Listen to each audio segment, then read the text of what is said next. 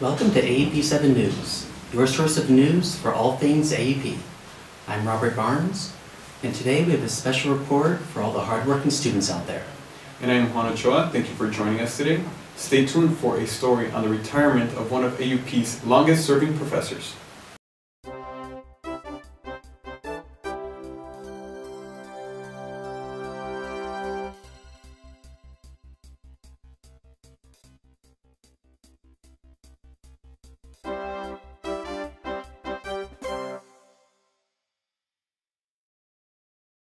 Do you find Paris expensive? Do you want more money for travel? Carrie Ambrosio has the inside scoop on finding work in Paris.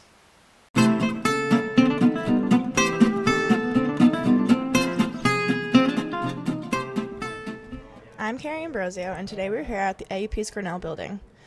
It's often hard to attend school and work a job at the same time. Between school's tuition and everyday expenses, money can really add up. It may seem impossible to find a job as a visiting student, transfer student, or even full-time student in France, but there is a solution. How did you initially find out about AUP student jobs? I went to a meeting the first week of my first semester here, and they talked about getting a job in the library or an ARC or any university establishment that was looking for students, and I took up an application and just applied. Okay, I found out by my brother pretty much because he was in AUP and was working at this department. But I spoke with my advisor, or the person I got in touch for the enrollment to the university, and she told me that I could have get any work here, but I needed to ask it directly to the department. Was the application process easy, and what kind of information did you have to provide? Well, I applied to be a tech tutor here in the ARC, so that's an easier application than some of the other ones. To work for ARC, if you're a writing tutor, you actually have to be nominated by a professor, and you have to take a semester of training. But when I applied as a tech tutor, they don't require that. They look at your credentials and what you know and what you're good in and what you'd like to tutor, and if they need you, they use you. From my experience, I mean, it was very easy for me. Okay, the application process was very easy because actually we are considered illegal workers because we are under the wage ceiling, and so we're not allowed to work for the French system. But it's like an advantage that you get if you are in this kind of American institution. Given that you're not a French resident, did you have to have a working visa in order to acquire a job through AUP? Well, I'm a full-time student here, so my visa, when I applied for it, was for a year, and I applied for the working and student visa. It's not separate. I don't have a separate full-time working visa. It's just, I think it's up to 20 hours you're allowed to work. But because I work for the school, I'm pretty sure, I could be wrong, but I'm pretty sure that it doesn't apply to that because it's through the university, and all the money I get goes to my tuition, so it's not really considered a job outside of the school. So. Did you find that working a part-time job while being a full-time student is overwhelming? It can be overwhelming for some students. I'm a transfer student, so before I came here, I was working 50 hours a week on top of going to community college and commuting to school every day. But being here, the amount of hours I work is not as much as what I used to do. So for me, it's kind of easy because what I used to do is very different. I used to work in restaurants on top of I worked in a dry cleaners for 9 hours a day, and it was a lot more hectic. But what I do here is completely different. Not really stressful. I mean, after a while you are sitting 6 hours straight. You get tired, but it's okay. If any student is interested in applying for a part-time job at the university, please log on to AUP's website at www.aup.edu or contact Michael in admissions.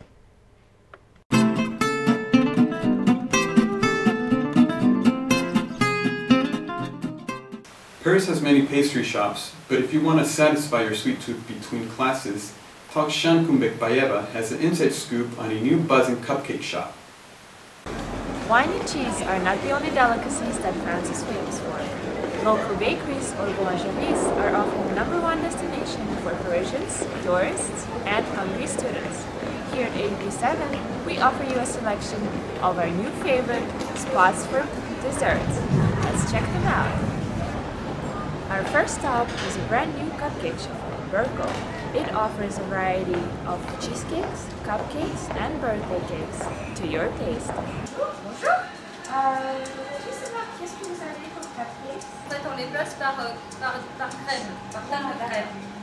Voilà, donc la carambar, M&M's, spéculoos, et tout ça c'est de la crème au beurre. Bon, en fait, le plus classique c'est le framboise. Qu'est-ce que vous recommandez?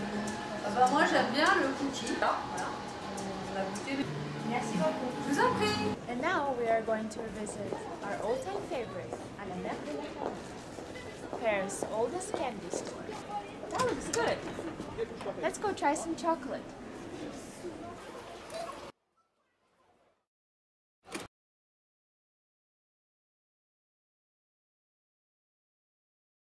The history of à la Mère de Famille begins in 1761 when the first store was opened in Faubourg Montmartre.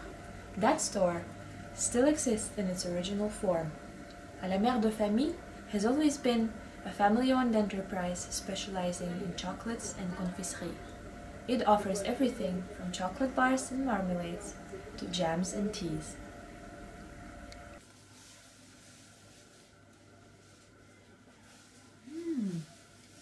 Raspberry.